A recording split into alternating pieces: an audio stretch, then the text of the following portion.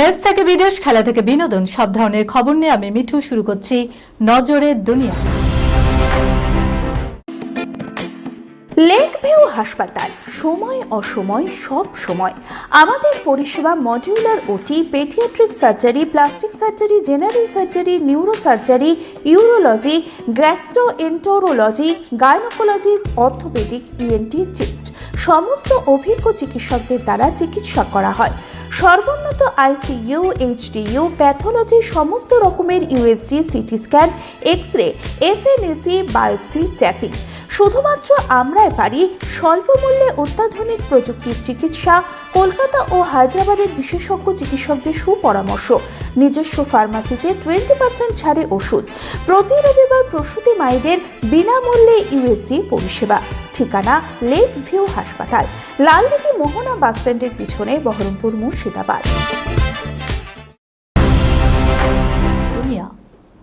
এবার কলকাতা ওড়াবো। পেহেলগাঁও বর্ষপূর্তির আগে হুমকি পাক প্রতিরক্ষা মন্ত্রীর। ভবিষ্যতে যদি দুদেশের মধ্যে কোনো সংঘাত হয় তাহলে তা আর সীমান্তে সীমাবদ্ধ থাকবে না, ভারতের অভ্যন্তরেও তা ছড়িয়ে পড়বে। এবার আমরা কলকাতা ওড়াবো। পেহেলগাঁও বর্ষপূর্তির আগে শনিবার এই ভাষাতেই হুমকি দিলেন পাক প্রতিরক্ষা মন্ত্রী খোয়াজা আসিফ। এদিন শিয়ালকোটে সাংবাদিকদের মুখোমুখি হয়ে খোয়াজা বলেন, ভারত যদি এবার মিথ্যা অজুহাতে কোনো রকম অভিযান চালানোর চেষ্টা করে তাহলে তার পরিণতি ভালো হবে না। আমরা সেই সংঘাত কলকাতা পর্যন্ত টেনে নিয়ে যাব। তার দাবি, ভারতে শীঘ্রই কোনো ফলস ফ্ল্যাগ হামলা হতে পারে। ভারত নিজেই নিজেকে রক্তাক্ত করার ষড়যন্ত্র করছে। গোটা বিষয়টিকে তারা একটি সন্ত্রাসবাদী হামলা হিসাবে দেখানোর পরিকল্পনা করবে বলেও দাবি করেছেন, যদিও নিজের সপক্ষে তিনি কোনো প্রমাণ দেননি। তিনি আরো বলেন, যদি ভারত এরকম কিছু করার চেষ্টা করে তাহলে গত বছরের চেয়েও বড় অপমানের সম্মুখীন হতে হবে তাদের। এবার সংঘাত 200 থেকে 250 কিলোমিটারের মধ্যেই সীমাবদ্ধ থাকবে না। আমরা তাদের ভূখণ্ডে প্রবেশ করে তাদের ঘরে ঢুকে হামলা চালাবো। এদিকে সম্প্রতি একটি প্রতিবেদনে দাবি করা হয়েছিল, চলতি মাসে পাকিস্তানে এক বা ধারাবাহিক কিছু হামলা হতে পারে, যার নেপথ্যে থাকবে খোদ পাক গুপ্তচর সংস্থা আইএসআই। ইচ্ছাকৃতভাবে দেশ জুড়ে অশান্তিরও সৃষ্টি করা হতে পারে, আর এই সমস্ত কিছুর জন্য দায়ী করা হবে ভারতকে। এমনই ষড়যন্ত্র করছে ইসলামাবাদ। বিশ্লেষকদের একাংশের মতে, আন্তর্জাতিক মঞ্চের সমর্থন আদায় বা কূটনৈতিক সুবিধা পাওয়ার জন্যই এমন ফলস ফ্ল্যাগ কৌশল ব্যবহার করার ছক কষছে তারা। অন্যদিকে দীর্ঘদিন ধরে অর্থনৈতিক সংকট, রাজনৈতিক অস্থিরতা এবং নিরাপত্তার সংক্রান্ত সমস্যায় জর্জরিত পাকিস্তান। এই পরিস্থিতিতে বহিরাগত শত্রুর তত্ত্ব খাড়া করে জনগণকে একত্রিত করারও ছক কষছে ইসলামাবাদ। এসবের মাঝেই ভারতকে হুঁশিয়ারি দিল পাকিস্তান। এভারেস্ট জয়ের স্বপ্নেও গাইডদের কোটি কোটি ডলারের কেলেঙ্কারি, চাঞ্চল্যকর অভিযোগ এলো এবার সামনে। প্রতি বছর মাউন্ট এভারেস্ট জয়ে রোমাঞ্চকর অভিযানে যান পর্বতারোহীরা। সেই অভিযানে অনেকেই অসুস্থও হয়ে যান। এবার ট্রেকিং গাইডের একাংশের বিরুদ্ধে কোটি কোটি ডলারের প্রাণঘাতী মারাত্মক ও কেলেঙ্কারির অভিযোগ উঠে এসেছে নেপাল পুলিশের তদন্তে। অভিযোগ, ইচ্ছাকৃতভাবে খাবারে ভেজাল মিশিয়ে পর্বতারোহীদের দুর্গম এলাকায় অসুস্থ করে বাড়তি রোজগারের পথ খোঁজা হয়। নেপাল পুলিশের তদন্ত অনুযায়ী এই চক্রটি 2022 থেকে 2025 সাল পর্যন্ত সক্রিয় ছিল। গাইড, হেলিকপ্টার কোম্পানি ও হাসপাতাল কর্মকর্তাদের একাংশ জড়িত বলে প্রাথমিক খবর পাওয়া গেছে। পুলিশি তদন্তে জানা গিয়েছে, অভিযুক্ত গাইডরা খাবারে বেকিং সোডার মতো পদার্থ মেশাতেন। সেটি পরিপাক তন্ত্রে সমস্যা বাড়ালে পর্বতারোহীরা অসুস্থ হয়ে পড়তেন।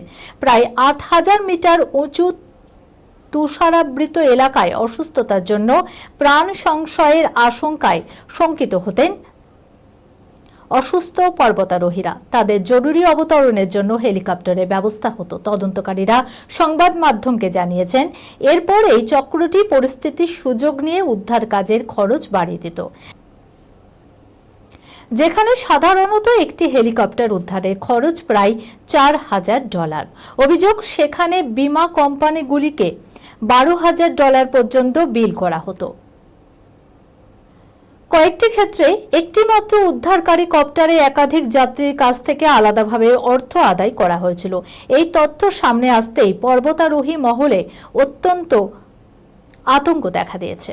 পরিসংখ্যান বলছে এভারেস্ট অভিযানে বহু পর্বতারোহী মারা যান। 2023 সালটি এভারেস্টের ইতিহাসে অন্যতম মারাত্মক বছর ছিল।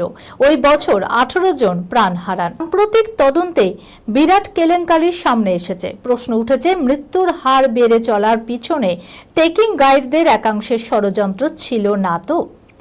ঘটনার তদন্তকারী পুলিশ কর্তারা সংবাদ মাধ্যমকে জানিয়েছেন, কিছু হাসপাতালও কেলেঙ্কারিতে জড়িত। ওইসব হাসপাতাল ভুয়ো মেডিকেল রেকর্ড ও অনুমোদিত ডিজিটাল স্বাক্ষর ব্যবহার করত। অভিযোগ, একটি ঘটনার পুরনো এক্স-রে ছবি ব্যবহার করে পুরো রিপোর্ট তৈরি করা হয়েছিল। এখনো পর্যন্ত 30 জনেরও বেশি ব্যক্তিকে অভিযুক্ত করা হয়েছে তদন্তে। কোটি কোটি ডলারের জালিয়াতি হয়েছে বলে তথ্য উঠে আসছে। সহপাঠীর সঙ্গে প্রেম, বিখ্যাত পরিচালকের সঙ্গে লিভ ইন, তারপর বিবাহিত পুরুষকে বিয়ে করেন বলিউডের এই বিখ্যাত অভিনেত্রী। কার কথা বলছি চলুন দেখে নিই। তিনি বলিউডের এভারগ্রিন ডিভা। 50 বছরেরও বেশি সময় পার করেছেন বলিউডে, তবু আজও তার কারিশমার মশগুল আর সমুদ্র হিমাচল। প্রথম ছবিতেই জাতীয় পুরস্কার জিতেছিলেন এই অভিনেত্রী। তবে অভিনেত্রীর ব্যক্তিগত জীবনও কম সিনেমাট্রিক নয়। সহপাঠীর সঙ্গে প্রেম, বাগদান, বিখ্যাত পরিচালকের সঙ্গে লিভ ইন, বিচ্ছেদের পর বিবাহিত পুরুষকে বিয়ে। কার কথা হচ্ছে? তিনি হলেন শাবানা আজমি। শাবানা যখন জাবেদ আখতারের সঙ্গে সম্পর্কে জড়ান তখন জাবেদ বিবাহিত। এই সম্পর্ক মেনে নিতে পারেননি শাবানার পরিবার, তবুও সব বাধা পেরিয়ে বিয়ে হয় দুজনের।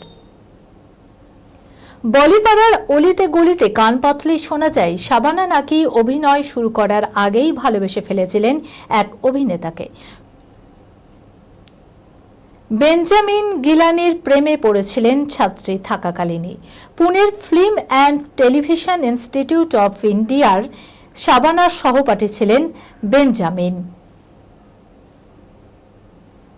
1974 সালে প্রথম পর্দায় পা রাখেন শাবানা আজমি। গুঞ্জন, সেই বছরই বেঞ্জামিন গিলানির সঙ্গে বাগদান সম্পন্ন হয় শাবানার।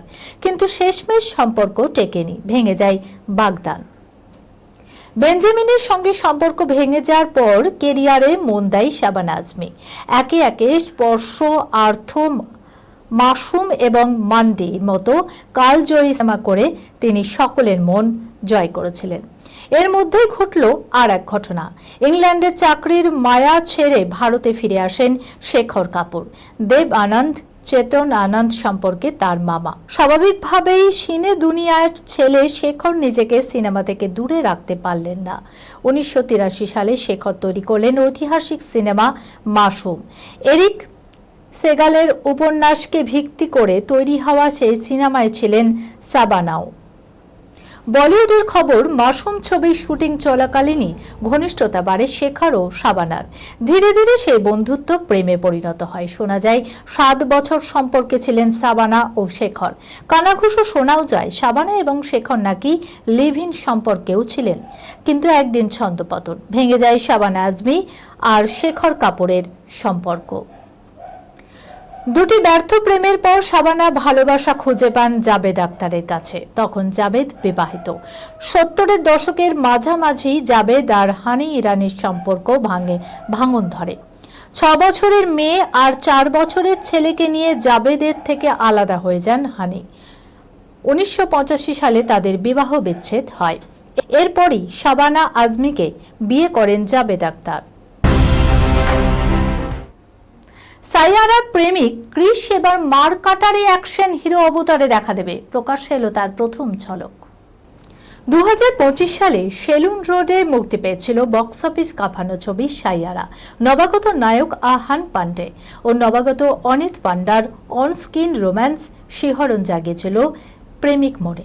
বড় পর্দায় এমন একটা নির্ভেজাল প্রেমের ছবির রসদ দর্শক একেবারে চেটেপুটে উপভোগ করেছিল। প্রথম ছবিতেই জনপ্রিয়তার হাতছানি। সাইয়ারা যে আহানকে রাতারাতি স্টার বানিয়েছিল সে কথা বলার অবকাশই রাখে না। নতুন বছরে পরবর্তী ছবির শুটিং শুরু করলেন আহান পান্ডে। সালমান খানের সুপারহিট সিনেমার পরিচালক আলী আব্বাস জাফরের নির্দেশনায় কাজ করবেন অভিনেতা। প্রকাশ্যে এলো তার প্রথম ঝলক। সুলতান টাইগার জিন্দাহের মতো ব্লকবাস্টার ছবির নির্মাতা আলী আব্বাস জাফরের অ্যাকশন মুখর ছবির নায়কের ভূমিকায় এবার দেখা যাবে সাইয়ারার সেই প্রেমিক কৃষ কাপুরকে। যশ রাজ ফিল্মসের ব্যানারে আলী আব্বাস জাফরের ছবিতে রোমান্টিক প্রেমিকের খোলস ছেড়ে অ্যাকশন হিরো হিসাবে দর্শকের হৃদয় জয় করতে পারেন কিনা সেটাই এখন দেখার। সিনেমার নাম বা চিত্রনাট্য সম্পর্কে কোনো তথ্যই প্রকাশে আসেনি, তবে আলী আব্বাস জাফর আহান পান্ডের নাম ঘোষণা করতেই খুশির আবহ ভক্ত মহলে। মনে করা হচ্ছে রোমান্স এবং অ্যাকশনের মেলবন্ধন ঘটবে পরিচালকের নতুন ছবিতে। মিডিয়া রিপোর্ট মোতাবেক সুলতান টাইগার জিন্দাহের মতো হাই ভোল্টেজ ছবি তৈরির জন্যই পরিচিত আলী, তাই আগামী ছবিতেও বিশেষ চমক থাকবে। এই খবরের সঙ্গে শেষ করলাম আজকের নজরে দুনিয়া। আপনারা দেখছেন টিভি 24 বাংলা, সংবাদ বিনোদন সারাদিন সারাক্ষণ।